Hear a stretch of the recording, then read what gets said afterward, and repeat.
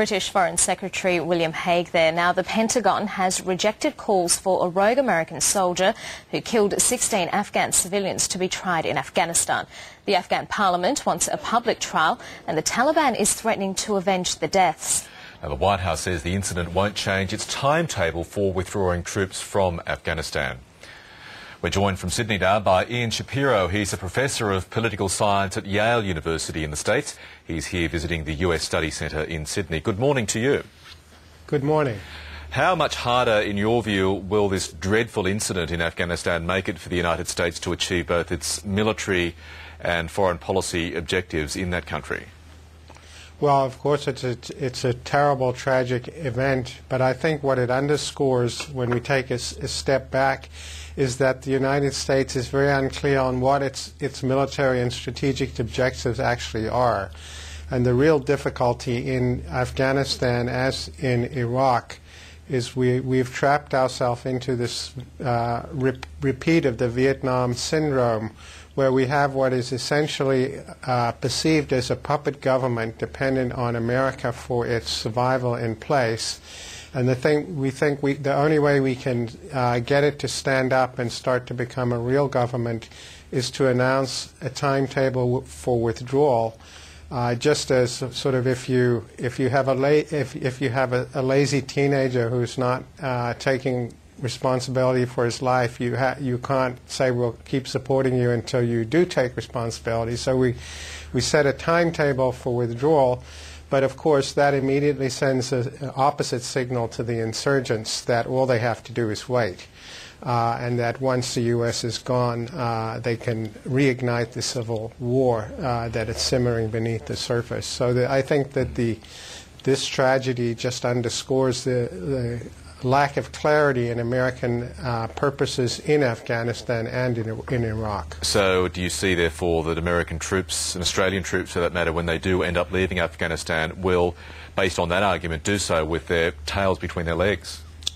I think pretty much, and what will drive it very largely will not be facts on the ground, but again, as was the case with Vietnam, that the domestic American support and the domestic Australian support for the operation will eventually become so low that whatever government is in power will be forced to leave because vital American interests, vital Australian interests will not be seen to be at stake, and the cost will be seen to be too high.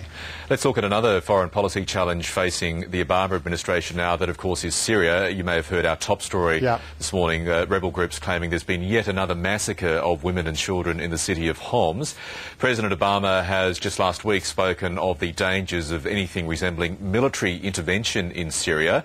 But of course, Russia and China continue to veto any strong UN Security Council action. What options, therefore, does the US and, for that matter, the broader international community have in trying to confront President Assad's regime?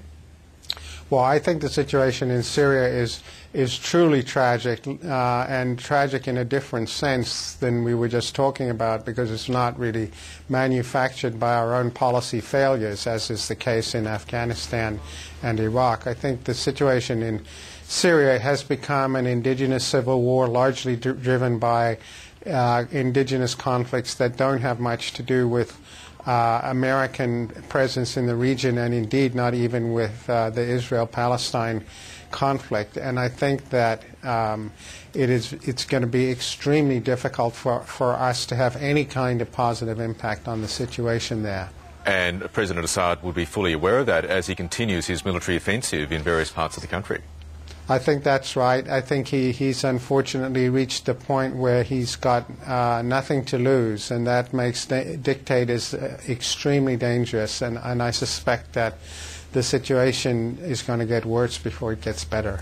Now, Ian Shapiro, you've written quite a bit in the past on the policy of containment. You're a strong defender of the US policy of containment. That is what Barack Obama is largely seen to be doing when it comes to Iran. He argues that sanctions on that country should be allowed to be given much more time to work before Israel, for instance, considers military strikes on Iranian nuclear facilities. Is that policy working from your perspective? Well, I think the Obama administration goes one step forward, two steps back on that, because I think initially they were pursuing a fairly sensible policy of containment, candidate Obama ran on the platform that we should talk to the Iranians, for which he took a lot of criticism in the election campaign. He tried to do that. He's been having multiple talks, official and unofficial, with the Iranians all along, and trying to use sanctions and other indirect means. But just last week, he, in my mind, very unwisely upped the ante by coming out and saying publicly to AIPAC, this is because President Obama is now running for re-election and is worried about Florida and Ohio. He came out and said to AIPAC, this is the big Israel lobby group in America, that containment is not sufficient with respect to Iran, and that the U.S. would engage in preemptive action if necessary to prevent Iran from getting a nuclear weapon. I think that was a huge error.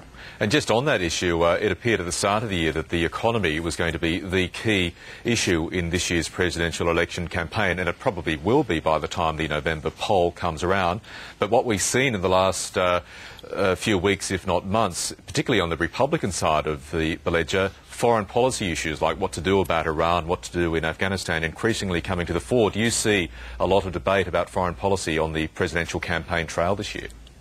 Oh, well, I do. 9 months is 100 lifetimes in politics, and I think it's extremely likely that Israel will escalate the situation in the Middle East between now and November. They will, unfortunately, Israel does not think the Obama administration is its friend, and will reason that the one thing worse than an Obama administration will be a second-term Obama administration. And I think they're very likely, therefore, to try and force Obama's hand precipitously with respect to Iran before the election during the summer, rather than wait until afterwards when they'll have much less leverage over him. So I expect that situation to escalate in unhealthy ways, and I think his rather supine behavior last week is not encouraging in this regard. Okay, Ian Shapiro, it's been fascinating chatting. Thank you very much for your time this morning. You're most welcome.